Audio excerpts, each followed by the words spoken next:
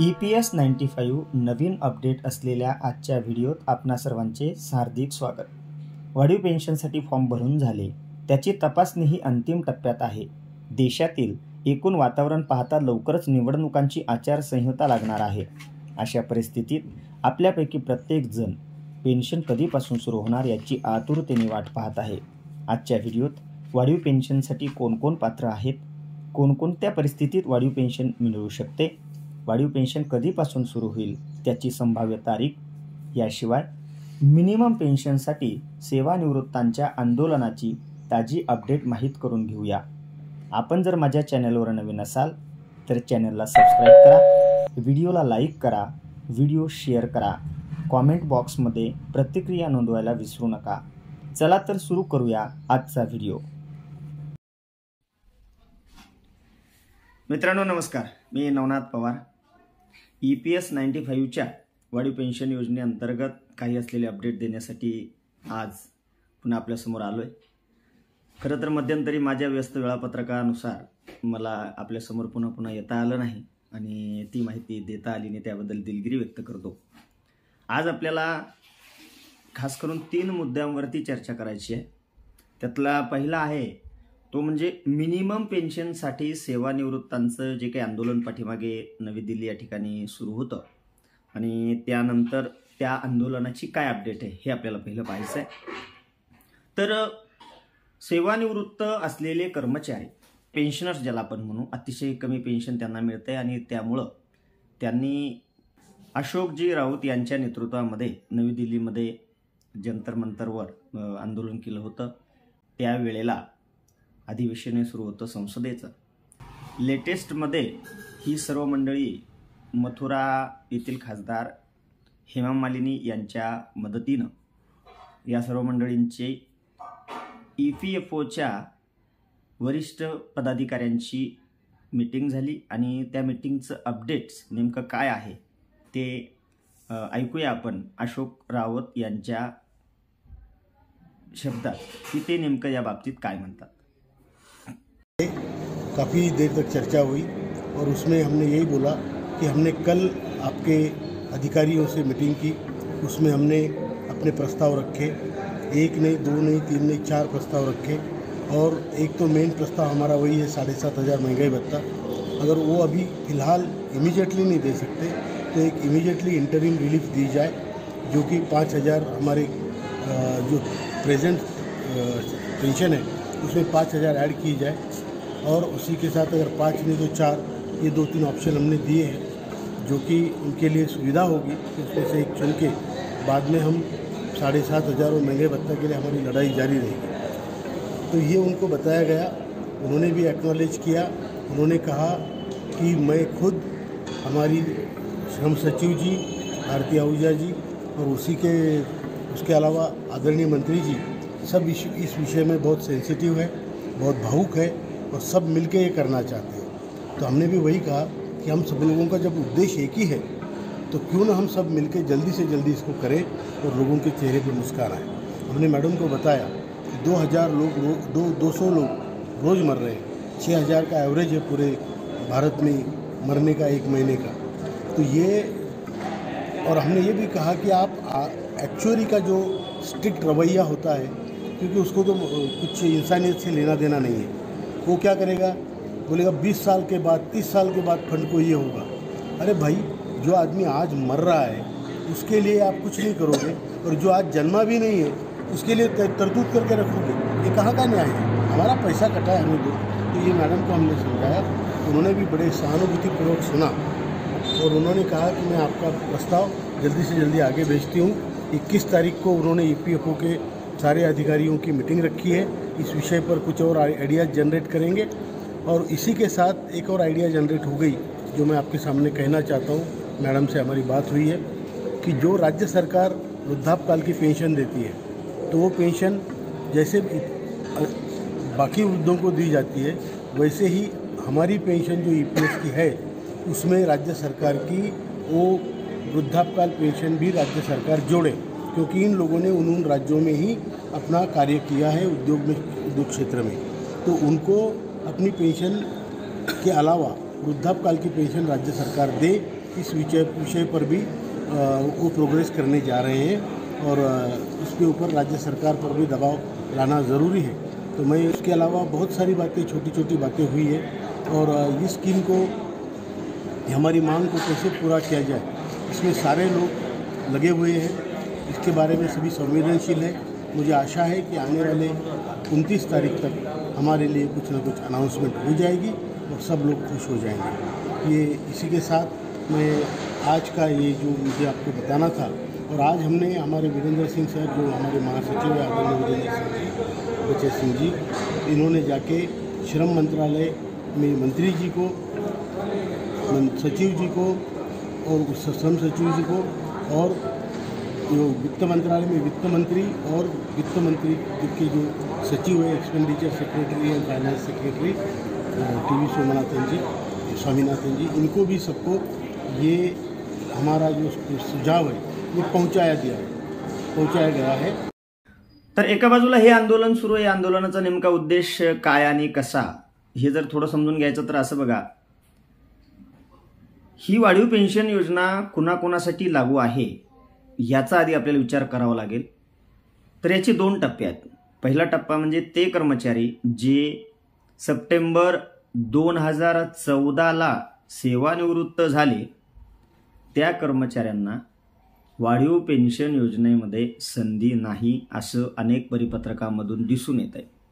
आणि दुसरं, ते कर्मचारी जे सप्टेंबर 2014च्या नंतर नोकरीला लागले, म्हणजे सप्टेंबर 2014ला जे निवृत्त झाले त्यांना ही पेन्शन योजना नाही, आणि जे सप्टेंबर 2014 नंतर नोकरीत आले त्यांनाही ही पेन्शन योजना नाही। जे मधले उरलेले मंडळी आहेत त्यांना ही पेन्शन योजना राहणार आहे, वाढीव पेन्शन योजना।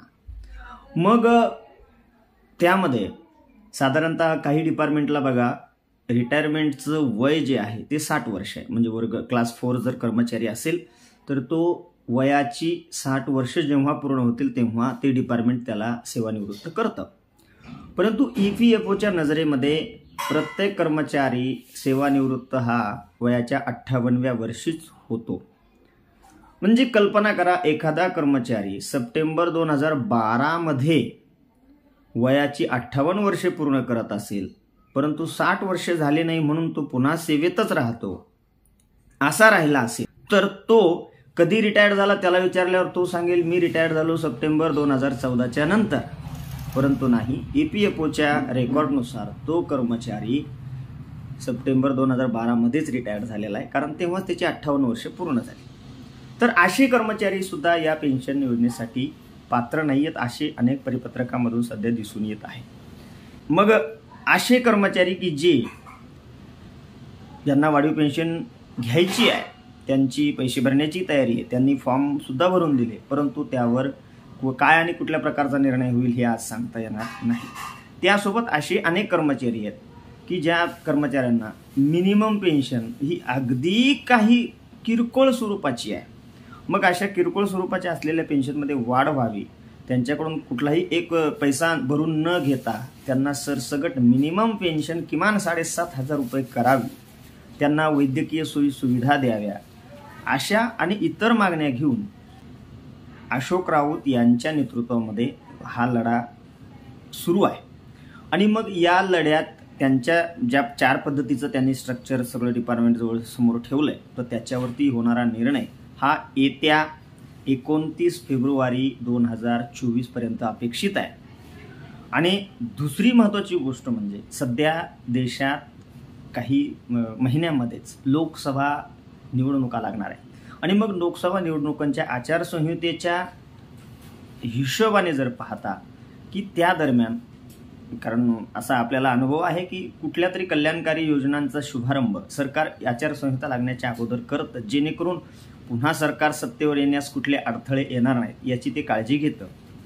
असं समजूया, आपली सर्वांची सरकारला जर काळजी असेल तर सरकार किमान पुढच्या महिन्याभराच्या आत, आणि अशोक राऊत यांनी दिलेल्या माहितीनुसार 29 फेब्रुवारी 2024 पर्यंत कुठला तरी निर्णय घेतील आणि या कर्मचाऱ्यांना वाढीव पेन्शन किंवा मिनिमम पेन्शन जी 7,500 रुपये आहे ती तरी लागू करतील।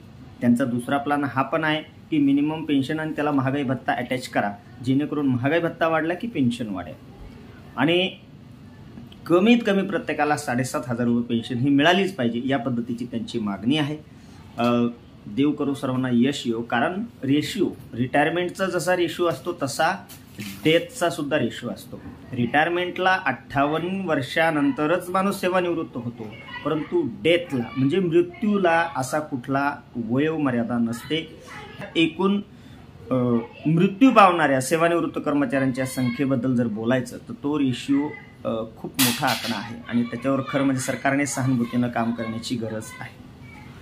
कर्मचाऱ्यांना जे त्यासाठी पात्र आहेत अशा कर्मचाऱ्यांच्या बाबतीमध्ये पाठीमागच्या व्हिडिओमध्ये आपण बोललो होतो. जवळजवळ 27 लाख कर्मचाऱ्यांनी पेन्शनर्सने वाढीव पेन्शनसाठी फॉर्म भरले होते. त्यांचं फॉर्म तपासणीचं काम सुरू आहे. पहिल्यांदा एक परिपत्रक आलं, त्यानुसार किमान 5.25 लाख लोकांचे अर्ज अजून तपासणी करणं पेंडिंग होतं आणि आता लेटेस्ट मला वाटतं 1 महिन्यापूर्वी एक परिपत्रक आलं होतं. त्यात दिलेले त्यांच्या माहितीनुसार जवळजवळ अजूनही 1.25 लाख लोकांचे अर्ज तपासणी करण्याची पेंडिंग आहे. आता हे जे तपासणी करण्याचे पेंडिंग राहिलेले अर्ज हे थोडे क्रिटिकल आणि किचकट कंडिशनमध्ये आहे म्हणून ते तसे राहिलेत. त्यामध्ये काही प्रमाणात त्रुटी आहेत. मग त्या त्रुटी दूर करण्यासाठी पेन्शनर्सला मेल पाठवणं आणि त्याच्याकडून त्या सगळ्या गोष्टी भरून घेणं, त्यासोबतच त्याची असलेली कंपनी ती बंद आहे की चालू आहे, त्या कंपनीचं ते सहकार्य न मिळणं, या सगळ्या कारणानं ते अर्ज बऱ्यापैकी पेंडिंग आहे. पण त्यावर युद्ध पातळीवर काम सुरू आहे असं EPFO नेहमी सांगतंय. त्या परिपत्रकात सुद्धा त्यांनी तसं ते सांगितलं होतं.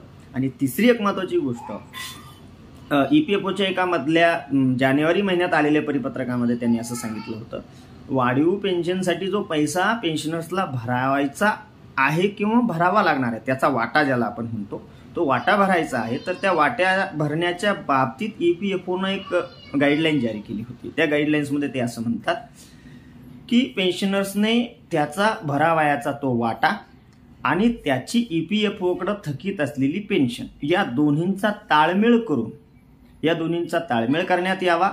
त्याला भरावयाची जी रक्कम आहे त्या रकमेपैकी त्याला वाढीव पेन्शन म्हणून जी मंजूर होणार आहे तेवढी रक्कम वजा करून घेण्यात यावी आणि उरलेलीच त्याच्याकडून मागण्यात यावी.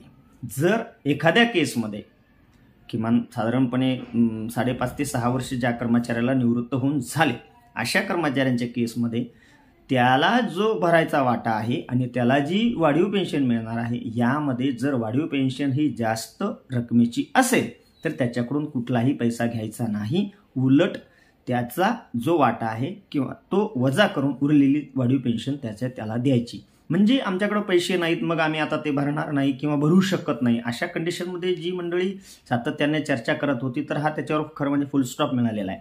मला आठवतं मी एकदा पहिल्या व्हिडिओमध्ये या बाबतीत बोललो होतो की ह्या गाईडलाईन्स जर गाईडलाईन्स मिळाल्या असत्या की कोणत्याही कर्मचाऱ्याने त्याची वाढीव पेन्शन वजा करूनच पैसे भरायचे तर कदाचित पेन्शन मागणाऱ्यांची संख्या वाढली असती, परंतु दुर्दैवाने तसं झालं नाही. त्याचा परिणाम आलेल्या अर्जांच्या संख्येमध्ये सुद्धा आपल्याला दिसून आलेला आहे.